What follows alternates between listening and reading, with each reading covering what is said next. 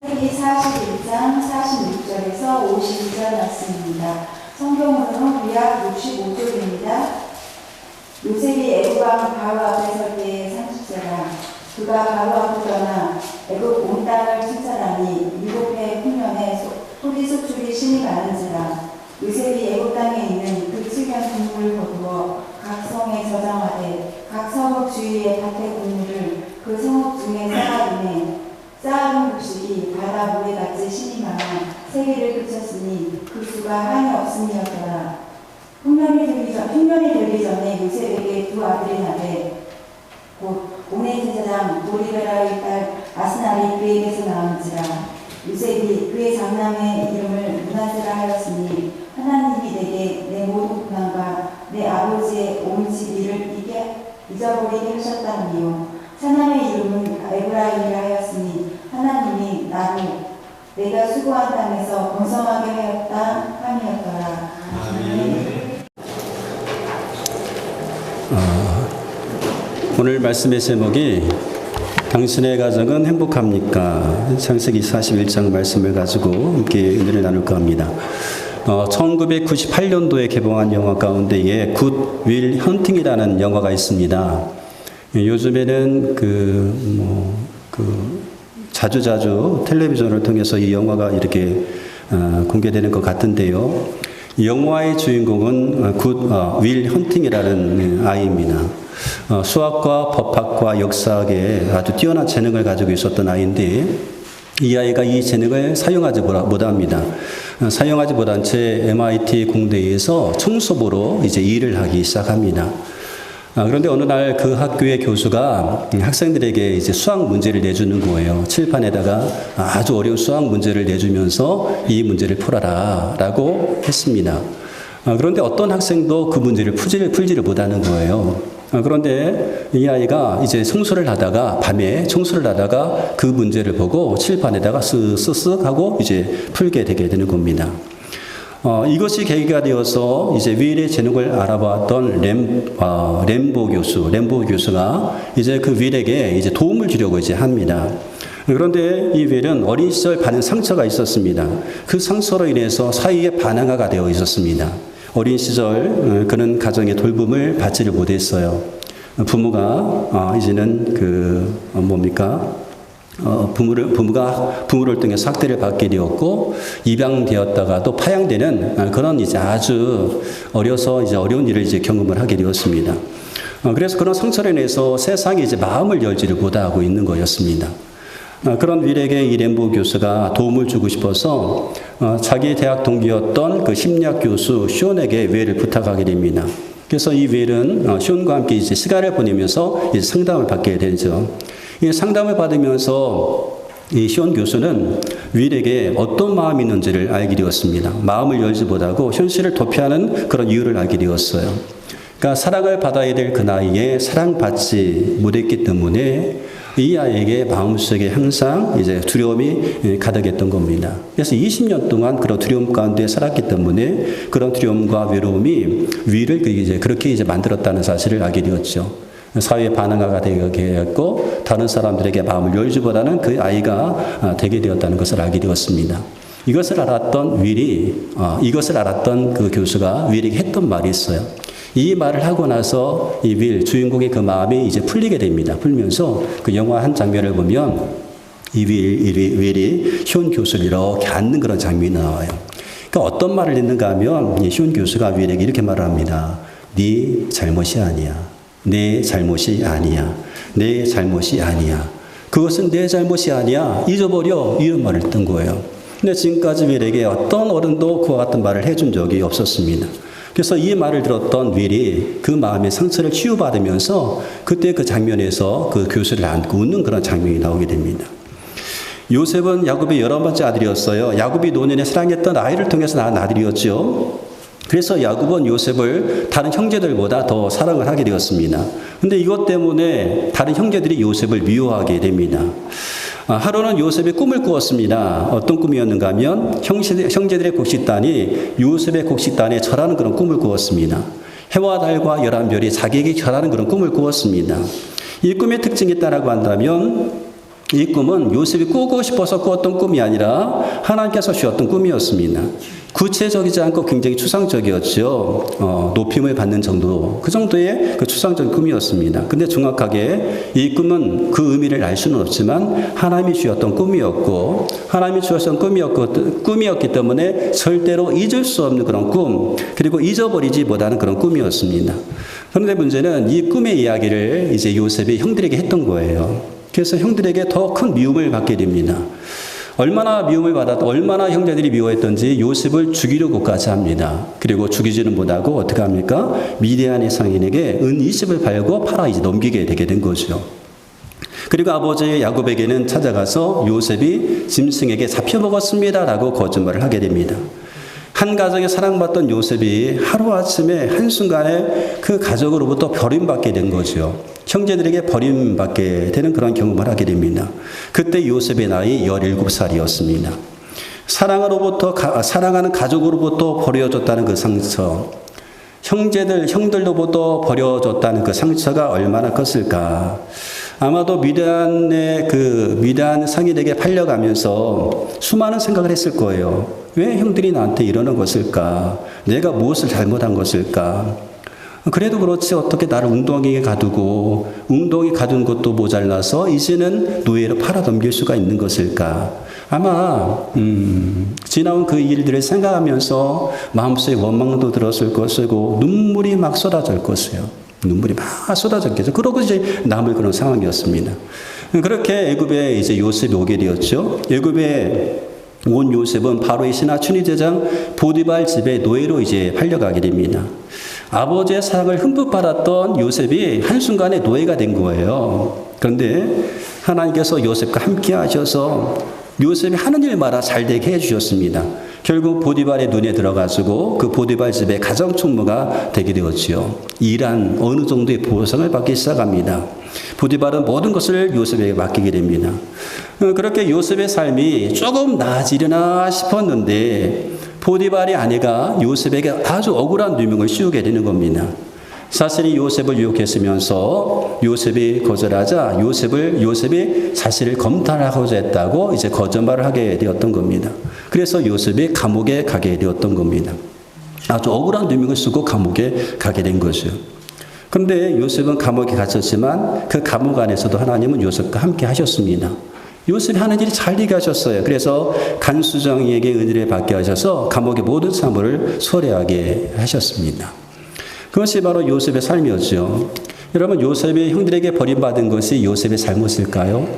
요셉이 노예로 팔린 것이 요셉의 잘못일까요? 요셉이 억울한 누명을 쓰고 감옥에 간 것이 요셉의 잘못이었을까 하는 겁니다. 아닙니다. 요셉의 잘못이 아니다라고 하는 거죠. 지금 우리는 가정의 달을 맞이하고 있습니다. 모든 가정은 하나님께서 세우신 기관입니다. 하나님이 세워주셨습니다. 그래서 가정은 하나님의 사랑과 돌봄을 부모님을 통하여서 부모님의 손길을 통해서 깨닫는 장소입니다. 부모님을 통해서 하나님의 사랑과 보호의 그 손길을 느끼는 장소가 바로 가정입니다.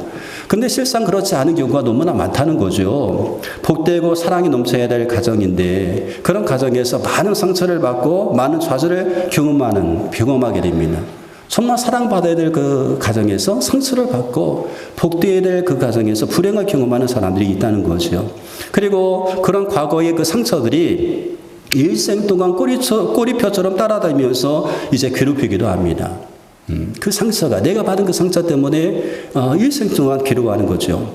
그 상황 속에서 그 불행한 가정의 그 상황 속에서 아무것도 내가 할 수 없었다라고 하는 그런 무력감, 가정을 화목하게 하지 못했다라고 하는 그런 어떤 수치심, 그리고 그런 감정들로 인해서 지금의 상황, 지금의 관계, 부부 관계가 되었든지 자녀의 관계가 되었든지 이웃과의 관계 가운데서 좋지 않은 영향을 이제 끼치고 있다라고 하는 거죠. 그래서 더 괴로워하는 겁니다.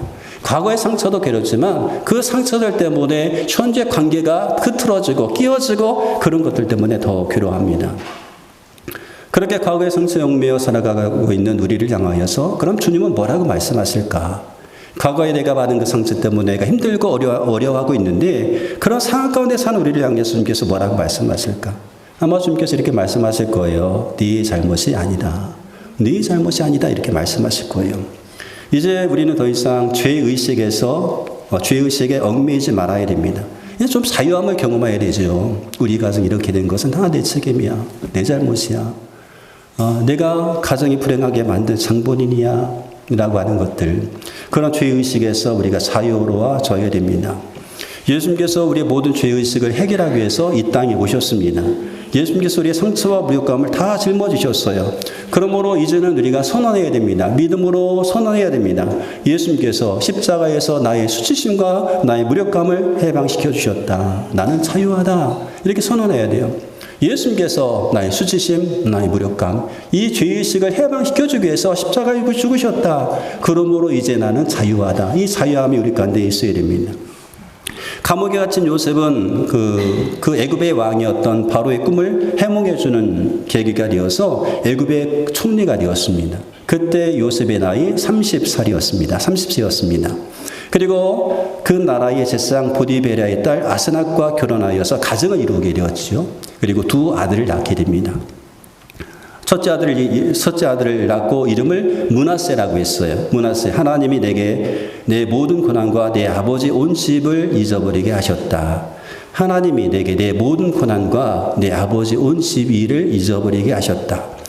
요셉 어떻게 생각하면 13년 동안의 그 요셉의 삶은 고난의 시간이었다라고 할 수가 있습니다. 상처를 받는 시간도 있었습니다. 그런데 하나님께서 그 고난과 그 상처를 다 잊어버리게 하셨다라고 고백하는 거예요. 여러분, 잊어버리게 하셨다라고 하는 것은요, 기억이 안 난다는 말이 아닙니다. 기억이 나지만 그 기억나는 것들이 자신의 생각과 판단에 영향을 주지 않는다는 거예요. 이제 아무렇지도 않다는 거예요. 잊어버리게 하셨다. 과거의 그 아픈 상처가 기억이 안 난다는 말이 아니라 기억은 나지만 그 상처가 기억은 나지만 그것이 나의 삶에 이제는 아무런 영향이 없다라고 하는 그런 선언이었다는 겁니다. 과거의 상처에서 완전히 해방되게 된 거죠. 그리고 둘째 아들을 낳고 이름을 에브라임이라고 지었습니다. 하나님이 나를 내게 수고한 땅에서 번성하게 하셨다. 번성이라고 하면서 에브라임이라고 지었습니다. 요셉은요, 므낫세를 거쳐서 에브라임으로 오게 된 거예요. 지난날의 모든 상처를 잊게 되었고 번성하게 되었습니다. 므낫세를 거쳐야 에브라임이 오게 되는 겁니다. 상처를 잊을 수 있어야, 상처를 잊어야 진짜 행복이 찾아오는 거예요. 지난날의 상처를 잊을 수 있어야 진짜 행복이 우리 삶 가운데 오는 겁니다. 지난날의 상처를 우리가 잊어버려야 진짜 가정의 행복을 우리가 찾아갈 수가 있다라고 하는 거죠. 그렇게 요셉은 므낫세를 거쳐 에브라임으로 가게 되었습니다. 요셉은 자신이 받은 그 상처 때문에 자신의 인생을 낭비하지 않았어요. 허비하지 않았어요. 그는 상처를 극복했고 상처를 행복한 삶을 위한 디딤들이 되게 했습니다. 이게 굉장히 요셉에게 있어서 위대한 일이라는 거죠. 받은 상처 때문에 인생을 허비하지 않고 그 받은 상처가 오히려 디딤들이게 했다. 가정에 디딤들이게 했다는 거죠. 그래서 우리가 받은 상처 있잖아요. 여러분이 가족 간에 받았던 그 상처가 있다고 한다면 그 상처가 행복한 가정을 이룰 수 있는 디딤돌도 될 수 있고 혹은 그것이 행복한 가정을 이루는 데 있어서 걸림돌이 되게 할 수도 있습니다. 그렇죠. 좀 그렇죠. 그러니까 우리가 받은 우리 상처 있죠. 우리가 받은 이 고난과 이 상처가 행복을 위한 디딤돌도 될 수 있고 혹은 행복을 잃어버리게 하는 걸림돌이 되게 할 수도 있다는 거예요. 우리가 그것을 디딤돌이 되게 할 수도 있고 걸림돌이 되게 할 수도 있다는 겁니다. 마태복음 16장 21절 25절 말씀 보면 예수님께서 제자들에게 내가 고난을 받고 이제 죽음을 당하고 새 3일 만에 살아날 것이다라고 그렇게 이제 말씀합니다. 근데 그때에 베드로가 예수님 붙잡고 막 항의하는 거예요. 예수님 절대로 안 됩니다. 절대로 안 됩니다. 그 일은 절대로 있을 수 없는 일입니다라고 막 항변을 하게 됩니다. 그러자 그런 베드로를 향하여서 예수님께서 뭐라고 말씀하시는가 하면 이렇게 말씀하셔요. 사탄아, 내 뒤로 물러가라. 너는 나를 넘어지게 하는 자로다. 이렇게 말씀하셔요. 너 나를 넘어지게 하는 자다. 이 세번역 성경에 보니까 너는 나에게 걸림돌이다. 이렇게 말씀하시는 거예요. 네가 하나님 일을 생각하지 않냐고 사람 일을 생각한다. 그렇게 이제 말씀합니다. 넘어지게 하는 자, 헬러로 스칸달론입니다. 걸림돌이라고 하는 거죠. 근데 여러분, 베드로의 이름이 뭐예요? 반석이잖아요. 반석도 돌입니다. 페트라, 돌입니다. 근데 이 반석이 바로 디딤돌이라는 거죠. 근데 디딤돌이었던 이 베드로가 지금 걸림돌이 되게 된 거죠. 돌이라고 하는 본질은 다르지 않습니다. 똑같은데 그 기능이 달라졌던 거예요. 베드로가 세우는 돌에서 걸려 넘어지지 않은 돌이 되게 된 거죠. 이런 그러므로 누구든지 걸림돌도 될 수 있고 디딤돌도 될 수 있다는 거예요. 여러분이 걸림돌이 되었다가도 디딤돌이 될 수 있고, 또 자칫 잘못하면 디딤돌이 되었다가도 걸림돌이 될 수가 있는 겁니다. 우리는 가정을 행복하게 만드는 디딤돌도 될 수 있고 걸림돌도 될 수 있다는 거예요. 다른 누구를 생각하지 마십시오. 먼저 나를 생각해 보자는 거예요. 나는 과연 어떤 돌인가라고 하는 거죠. 어떤 사람에게는 이 상처가 걸림돌이 되기도 하지만 어떤 사람은 그 상처를 디딤돌이 되게 한다라고 하는 겁니다. 귀하이면 우리가 받았던 그 상처가 걸림돌이 아니라 디딤돌이 되게 하면 얼마나 좋을까요? 가정에서의 불행한 기억 때문에 어떤 사람은요, 가정을 불행하게 만드는 사람이 있어요. 내가 지나온 날 내가 받은 상처가 있기 때문에 그 상처를 그대로 이렇게 되돌려주는 사람이 있는가 하면, 내가 과거에 받은 상처가 있기 때문에 그 상처 때문에 상처를 받지 않게 하는 그런 사람도 있다는 겁니다. 내가 과거에 불행한 가정생활을 했기 때문에 그 불행한 과거의 생활, 그 상처가 행복한 가정을 이루는 데 있어서 미끄럼으로 사용하는 사람도 있다는 겁니다. 누구든지 행복한 가정에 디딤돌도 될 수 있고 걸림돌이 될 수도 있다라고 하는 거예요. 우리가 받은 상처가 디딤돌도 될 수 있고 걸림돌이 될 수 있다는 겁니다. 그러면 요셉은 상처를 받았는데 그 상처에 영향을 받지 않잖아요. 이 상처를 그 인생에 있어서 디딤돌이 되게 할 수 있었던 이유가 무엇일까? 요셉 17년 동안 상처받았잖아요. 고난받았잖아요. 형들에게 팔려간 그 아픔이 얼마나 크겠습니까? 그 아픔이 있는데 그런 아픔을 잘 극복하고 그 인생의 그 모든 것들을 디딤돌이 되게 할 수 있었던 이유가 무엇일까? 그 첫 번째 이유가 있다고 한다면 그에게는 꿈이 있었습니다. 하나님께서 주셨던 그런 꿈이셨습니다. 그 꿈을 요셉은 잃어버리지 않았다는 거죠. 힘들고 어려운 순간들이 있을 때마다 마음의 원망과 불평이 쏟아질 때마다 요셉은요, 하나님께서 자기에게 주셨던 그 꿈을 생각했습니다. 그 꿈을 기억하게 됩니다. 자신의 고난이 고난으로 결론되어지는 것이 아니라 이 고난이 과정임을 깨달았던 거죠. 그러므로 행복한 가정의 디딤돌이 되려면 여러분, 가정이란 꿈을 꾸어야 됩니다. 하나님께서 우리 가정을 향한 꿈을 꾸시란 말이에요. 어떤 가정에 대한 꿈? 본문의 말씀을 제가 묵상하면서 하나님께 기도했습니다. 하나님, 어떻게 하면 가정에서의 그 불행한 기억들이 행복한 가정을 위한 디딤돌이 될 수 있습니까? 이렇게 이제 묵상하면서 물으면서 하나님께 기도했는데 하나님께서 저에게 번뜩 생각나게 하는 것이 하나 있었습니다. 여러분, 이게 바닷가를 이렇게 가다 보면 그 갯벌에 그거 보신 분 있을 거예요. 갯벌에 배들이 이렇게 있는 거 보이시죠? 갯벌에 배들이 이렇게 비스듬히 누워있는 것이 못 보셨나요? 저는 보는데. 그런 배들이 가끔 있습니다. 항구에 정박되는 것이 아니라 갯벌인데, 갯벌에 물도 하나 없는데 그 갯벌에 배가 이렇게 처박혀 있어서 움짝달싹 못하고 있는 것을 이제 보게 됩니다. 근데 그 어떤 사람도 그것 때문에 힘들거나 괴로워하지 않습니다. 어떤 사람도 그것을 신경 쓰지 않는단 말이에요. 왜 그럴까요? 바닷물이 들어오면 뜰 것을 알기 때문에 그렇습니다. 바닷물이 들어오면 다시 배는 뜨기 때문에 그러한 거죠. 지금 우리의 가정이 어쩌면 갯벌에 들어놓은 배와 같을 수가 있습니다. 배와 같은 그런 상황일 수도 있습니다. 그런데 하나님의 은혜가 우리 가정에 임하게 되면, 하나님의 은혜가 우리 가정에 이렇게 들어오게 되면 갯벌에 들어놓았던 배와 같은 우리의 가정이 다시금 뜬다는 거죠. 뜰 수 있다는 거죠. 그런 하나님의 은혜에 대한 그런 꿈을 우리가 가져야 되는 겁니다. 지금 우리 가정이 좋으면 얼마나 좋겠어요. 근데 좋은 가정인데 더 좋은 가정이 되기 위해서, 혹은 우리가 생각하기에 우리 가정은 행복한 것 같지 않아 라고 해도 하나님의 은혜가 들어오게 되면 우리 가정의 배는 다시 뜰 수 있어. 지금 내가 갯벌에 처박혀 있는 것처럼 비스듬히 우리 가정이 누워있지만 은혜의 비가 다시 한번, 은혜의 강물이 흘러 넘치게만 하면 다시금 뜰 수 있어. 이런 꿈이 우리 가운데 있어야 된다는 거죠. 여러분, 우리 가정의 꿈, 자녀의 가정에 대한 꿈도 그렇게 꾸셔야 되는 겁니다. 여러분의 자녀를 보면서 얼마나 답답합니까? 때때 답답할 때가 있잖아요. 근데 그 가정을 보면서 꿈을 꾸셔야 된다는 거죠. 지금 우리의 자녀의 가정이 이렇지만 하나님의 은혜를 저들이 맛보게 되면 다시 뜰 수 있어, 또 다닐 수 있어 라고 하는 그런 꿈이 우리 가운데 있어야 되는 겁니다. 그 하나님 우리가 믿고 하나님의 살아계신 믿고 그 하나님을 신뢰하는 겁니다. 그래서 하나님의 눈은 얼마든지 가정의 비는 다시 뜰 수 있음을 믿는 믿음, 그 꿈을 간직하는 겁니다. 요셉의 상처를 그 인생의 뒷뜰이 되게 할 수 있었던 이유가 있습니다. 요셉은요, 자기 삶 가운데 임하신 하나님의 섭리를 깨달았습니다. 하나님의 섭리를 깨달았다는 거죠. 애굽의 국무총리가 된 이후에 형들을 만났을 때 요셉은 그 형들에게 이렇게 말을 합니다. 창세기 45장 5절에 보니까 당신들이 나를 이곳에 팔았다고 해서 근심하지 마소서, 한탄하지 마소서. 하나님이 생명을 구원하시려고 나를 당신들보다 먼저 보내셨습니다. 내가 지금 이곳에 있는 것은 당신들이 나를 팔아서 이곳에 있는 것이 아니라 하나님의 계획하심이었고 하나님의 섭리였습니다. 이걸 깨달았다는 거죠. 하나님의 섭리로 제가 지금 이곳에 와 있는 것입니다. 그것을 깨달았기 때문에, 그 하나님의 섭리를 깨달았기 때문에 요셉은요, 형들을 어떻게 해요? 용서할 수가 있었어요. 요셉은 형들에게 상처를 받았지만 그 상처를 대갚아주지 않았습니다. 요셉은 꿈을 이루었잖아요. 애굽의 총리가 되었으니까 힘이 있잖아요. 그럼에도 불구하고 형들에게 상처 주지 않았고 그들에게 보복하지 않았습니다. 보디발의 아내에게도 보복하지 않았어요. 용서를 선택했습니다. 참으로 멋진 사람 아닙니까? 지나온 날의 모든 과정이 하나님의 섭리였음을 깨닫고 용서를 선택할 수 있었던 사람, 참으로 멋진 사람이라고 보였습니다. 요셉은 자기 가족들을 이제 고생 땅에 다 불려들이잖아요. 거기 정착하게 합니다. 정착하게 살다가 아버지 야곱이 죽게 돼요.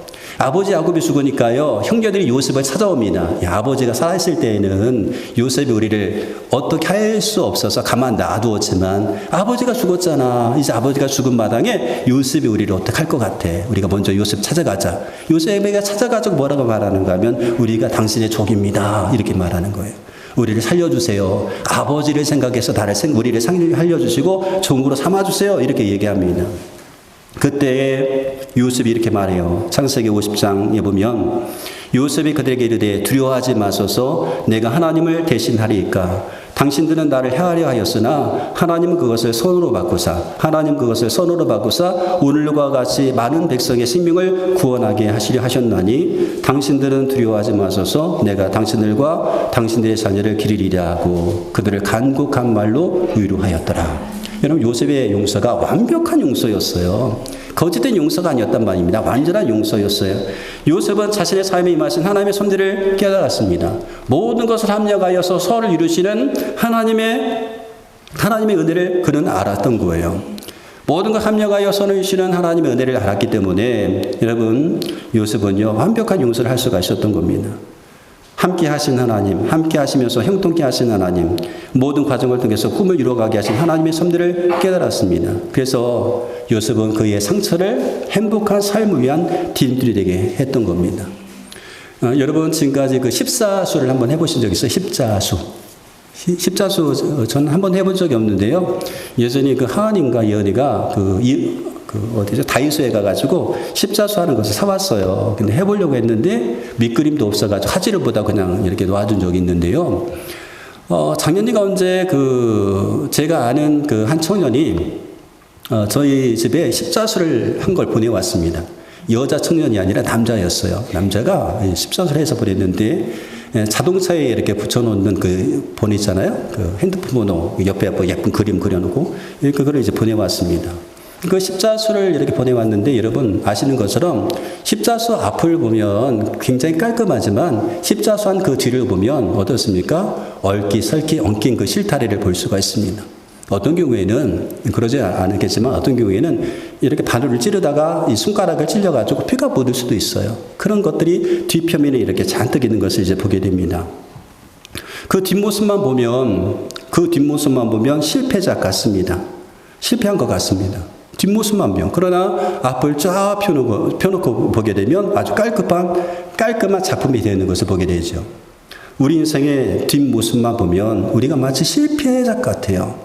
우리 인생의 과거의 아픔들과 상처들만 보면 마치 우리가 실패자 같습니다. 불행한 일들만 보면 실패자 같습니다. 그래서 어떤 사람에게는 그 상처가 걸림돌이 되게 되는 거죠. 그러나 여러분, 그런 모든 과정을 통하여서 합력하여서 소원을 이루시는 하나님의 섭리를 우리가 믿는다고 한다면, 그런 과정을 통해서 소원을 이루신 하나님의 그 섭리를 우리가 믿는다라고 한다면, 그런 모든 과정은요, 걸림돌이 아니라 완벽한 작품을 나가게 하는 디딤돌이 된다라고 하는 거죠. 그래서 우리 인생에 의한 하나님의 섭리를 믿는 믿음이 필요합니다. 모든 것을 합력하여 선을 이루신 하나님, 그 하나님 우리가 신뢰하면 되는 겁니다. 협력하여 선을 이루시는 하나님을 한번 믿어보시기 바랍니다. 그럼 그 하나님께서 과거의 상처를 잊어버리게 하시는 거예요. 모든 것을 합력하여 선을 이루시는 하나님, 하나님께서 나를 지금까지 여기까지 인도하셨다. 우리가 이것을 깨닫는 그 순간 과거의 상처를 우리가 잊어버리게 됩니다. 과거의 상처는 더 이상 우리 가운데 영향을 미치지 못하게 되는 겁니다. 하나님께서 과거의 상처를 잊어버리게 하시고 우리에게 새로운 번영, 정말로 행복이라는 것을 안겨주시는 겁니다. 우리로 하여금 문하세를 거쳐서 에브라임으로 가게 하시는 거죠. 사랑하는 성도 여러분, 하나님을 신뢰함으로 하나님의 의지함을 통하여서 이런 은혜가 이 올 한 달 동안 우리 모든 가정에 임하기를 주님의 이름으로 축원드리겠습니다.